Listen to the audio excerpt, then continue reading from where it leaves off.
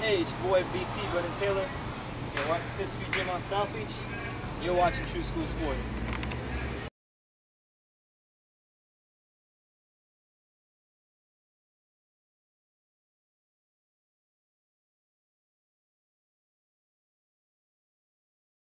You know, outside of that one, the Golovkin Jacobs fight, I really want to go to that one, but they're so close. And I'm looking at fighting in April. I might not make that one, but honestly, I might be more hyped for that one than I am for Thurman and Garcia, because I feel like Gennady Jacobs has come a long way in his career, and having known him much longer than anyone in the public, I've known him since I was 14. Okay. And we've fought against each other for so long that, you know, our rivalry has just truly turned into a friendship. And I really want him to just, you know, show up and show out and do what, you know, I feel he was born to do, which is just be a champion. You know, he has been a champion. He is a champion, but, you know, I think fighting Triple G, beating Triple G will definitely, you know, bring that reigning, you know, true greatness out of him in his career.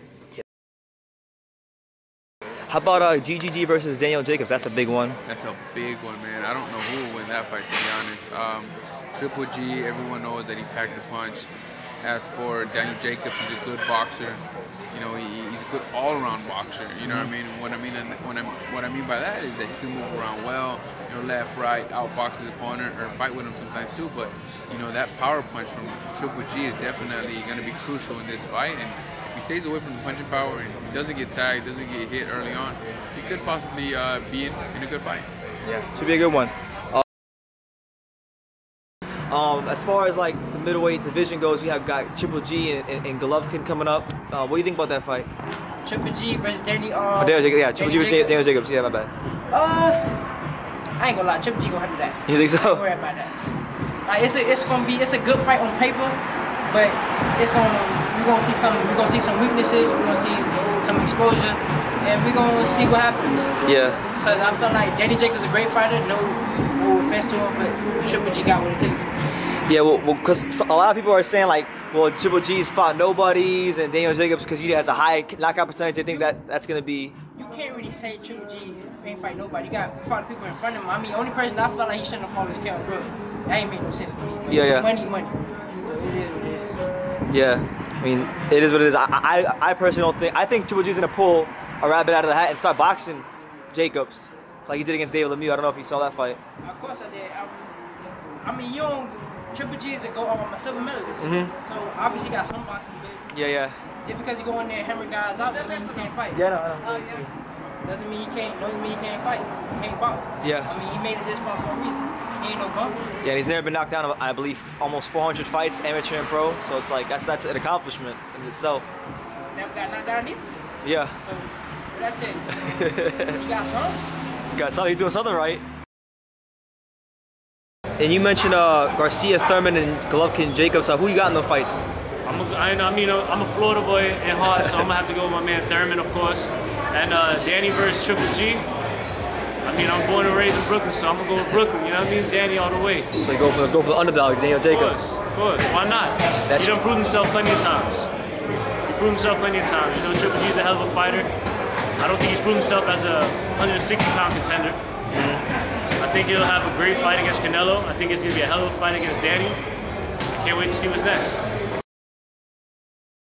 Pro boxing, like you know, Gennady Garcia, Keith Thurman, like those kind of fights. Those fights? Yeah. Like prediction? Yeah, like which ones are you excited for? And yeah, if you want to give a prediction, go ahead. I'm excited for Golovkin versus Gennady Jacobs. Okay. I think Gennady Jacobs gonna win. You think so? Probably. By knockout? That's a bold prediction. Why by knockout? I think he's the most underestimated boxer right now. I think a lot of people think Golovkin's gonna win, but I don't think so. Golovkin Jacobs. Golovkin Jacobs, it's a really tricky one. You know, a lot of people take Jacobs' power for granted.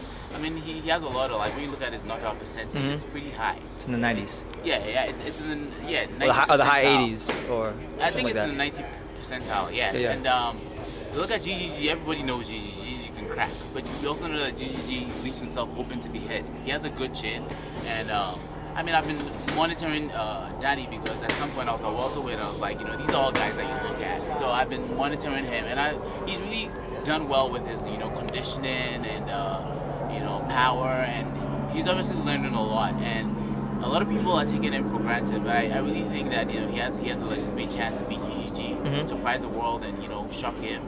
But knowing GGG, I know that he also realizes the real danger that Jacobs poses and will approach this fight better. It was kind of like the Lemieux fight. You know, people thought it was going to be close, and he went in there with a strategy with his jab, and then he won the fight. So I kind of expect GGG to come on top at the end of the night, possibly, you know, score a knockout. But I wouldn't be surprised if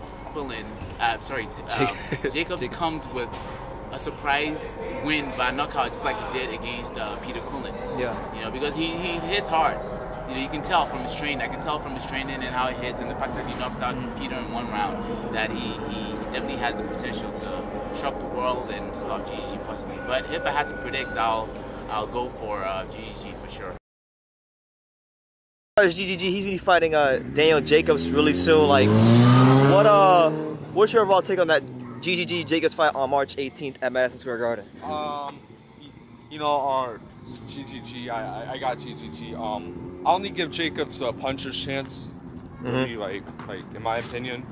Because Jacobs, you know, he has that bad chin. Yeah. That very questionable chin. Stopped by Pyrog and dropped by, you know, Pillow. Sergio Mora, Latin Snake. Seriously, yeah. Yeah, man, I don't really give Jacobs a chance, man. And as far as distance, too, I don't really give him a chance on that either, consider the fact the farthest that Triple G has went was 11 rounds. Yeah. So I don't give him a chance at distance. Yeah, man, Triple G's gonna beat him, man. He's gonna knock him out. All right, I'm looking forward to it, man. I don't really think Jacobs has like a huge chance either, just because like me and you were kind of breaking it down the other day. Remember when we were talking about like the art of shifting and some of the things GGG does to get fighters, to manipulate fighters to what he wants to do? Like, I think he's just too smart for Jacobs to beat him. Yeah, very smart, man. But guys of that nature, and he's had a result of fighting welterweights as a byproduct of that.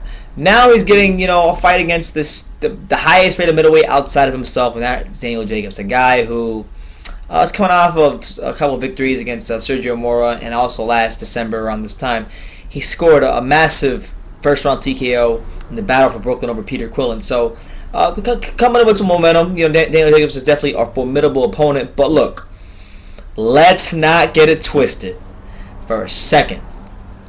I'm gonna come out right now. I'm gonna say it blatantly, and if I'm wrong, I'm sure I'll get a bunch of comments. But Daniel Jacobs has very little to no chance of winning this fight. I would even go as far as saying he has no chance of winning this fight, and I'm gonna tell you guys why. Okay, Daniel Jacobs, a good fighter, good speed, good power. The guy has some things. Some positive attributes that I feel he could use to make this give GGG some competitive rounds. But let's make no mistake about it. He says that Golovkin has no defense, and I've heard a lot of idiot boxing fans say that Golovkin has no defense, and they point to things like the Kell Brook fight where Golovkin was letting himself get hit, and it says on many occasions where Golovkin is getting hit by guys who are pillar punchers or either guys who are not at the weight who can hurt him. Golovkin has 350 amateur fights under his belt, and he's got 30 for something fights as a pro. So the guy has damn near 400 fights under his belt, and not once has this man ever been on the canvas. So I'm no genius, but if you've had almost 400 fights and you've never been on the ground, you must have to know something, a little something about defense. And Golovkin he's not like Pernell Whitaker. He's not going to sit there and do this and slip a million shots. He's not going to have flashy defense like a Tevin Farmer or Pernell Whitaker. But Gennady Golovkin, he's real good at subtly just slipping shots. He might, maybe move his head to the right a little bit, move his head to the left a little bit. He subtly slips his shots, and people get it twisted, that he's not a good defensive fighter. He has always been a good defensive fighter, and a lot of that stems from his balance, him being able to punch so hard and get full leverage behind all of his punches comes from his balance and his footwork. And you can't be if he was really as bad defensively as a lot of you guys think, and as Jacobs might think, then somebody would have hurt him already. In fact,